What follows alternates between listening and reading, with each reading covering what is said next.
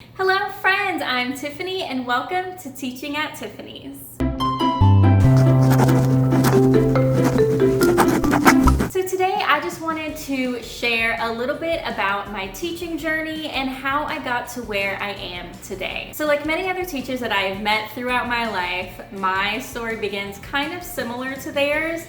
I loved teaching at a young age. I was such a nerd. I was that kid that brought home the expired textbooks from their classrooms, and I would try to teach my siblings who weren't into it. So I would end up like teaching my stuffed animals, or I would just teach myself. I would be the student and the teacher, and I would end up like doing math problems and things like that. We actually had a Hooked on Phonics set in the house, and I don't know if you remember Hooked on Phonics, but it was basically just teaching you to read. A, E, I, O, U are vowels, and sometimes Y. And I didn't need Hooked on Phonics, but I just did it because I just thought it was so much fun to learn. I have always loved learning, and whenever I was younger, I just wanted to be a teacher. And that is not something that I actually ended up pursuing.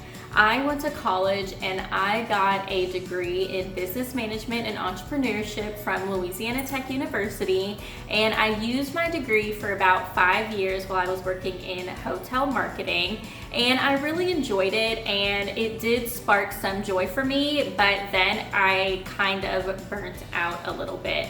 So much so that I ended up working on a cruise ship for a year. I quit my job as a hotel marketer, and I went and I worked on a cruise ship, and I worked with kids. So I worked for Carnival Cruise Lines for a little less than a year. I had so much fun on my first contract. I learned so much about me, but more importantly, I learned so much about people from around the world. I've always loved to travel. I'm a military brat, so I've lived in many places all over the world, and I really loved growing up like that. And I think that really aided in my love for working on a cruise ship and being able to talk to different people from different countries and learn about their cultures and really immerse myself in this crazy lifestyle of just working and living on a boat for several months at a time. So working with Carnival, the youth programs are a little bit more structured than you would think, considering it is on a cruise ship and people are on vacation.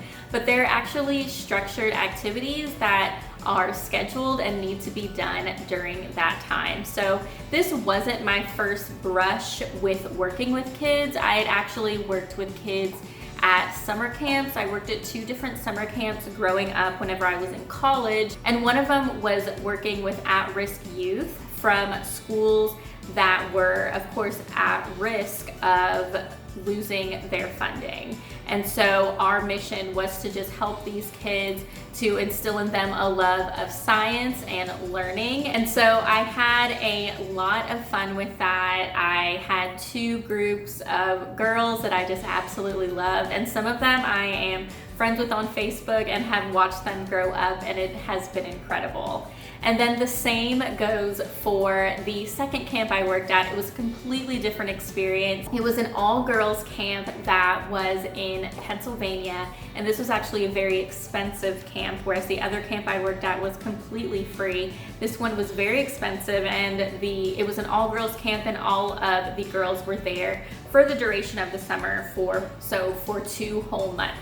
And that was definitely an interesting experience, and I met a lot of great friends that I am still friends with and keep in touch with today, mostly on social media. And then some of the girls that were in my cabin I'm friends with as well on social media. So between that and working with the youth programs on Carnival, I loved my experience working with kids, but I had never been in a classroom setting before, other than, of course, whenever I was a student myself. And then my fiance and I, he is in the military, and he moved us to Ohio. And so in Ohio, I was struggling to find a job where I could use my degree. And so I decided to use the childcare experience that I had, and I decided to apply to a child care facility, and I ended up getting a job working with 3 to 5 year olds, and I absolutely loved it. I wasn't technically a preschool teacher,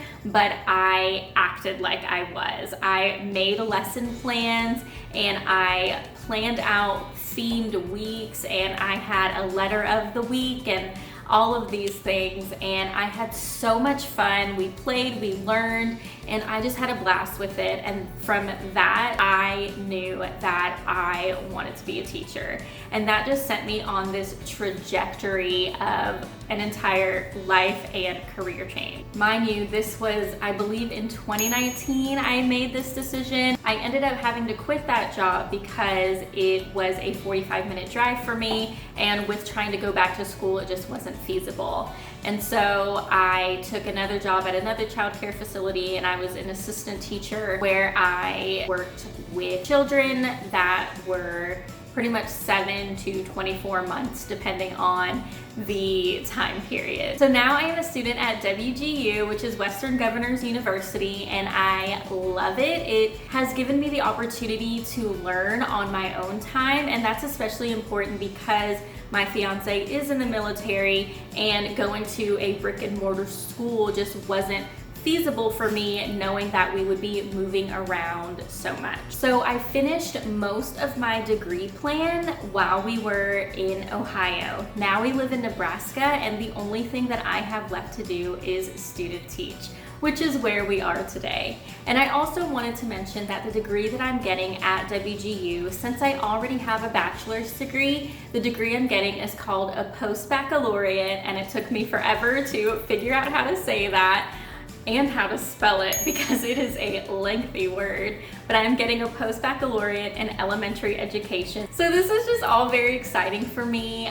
Whenever I was younger, I wanted to be a teacher, and I was just kind of discouraged from it just because it is not a high-paying job, but my heart just brought me right back where I needed to be, where I was meant to be, and I am so excited to go on this journey. So my experience in an elementary classroom is actually starting next month, and with the uncertainty of COVID, it is very scary for me to think about being in a classroom, but if I can get through this, I know that so much of the rest of my career will be a piece of cake. In the district that I'll be student teaching in, all classes will be operating at full capacity, but students and teachers and faculty, pretty much anyone that enters the building, will be required to wear masks, and we will be social distancing as much as possible. And even with those regulations in place, I'm still very nervous about the idea of contracting the virus, just because even with social distancing and wearing a mask, being in a building with that amount of people, it's just going to be really tough, and I really don't know what to expect, and obviously nobody does. Nobody has gone through anything like this, so I'm really glad that I am student teaching right now rather than being in my own classroom and on my own and navigating the entire teaching in a pandemic situation by myself. It'll be nice to have somebody that's guiding me so that we can kind of navigate this uncertainty together. So I have a lot of fun videos planned for this channel, but the ultimate goal for me is to just document my teaching journey from student teaching to becoming a teacher, and then whatever happens next. I'm so excited to go on this journey with y'all, and I really hope you're excited to come along with me. And if you're a teacher, I would love to hear about what precautions your school is taking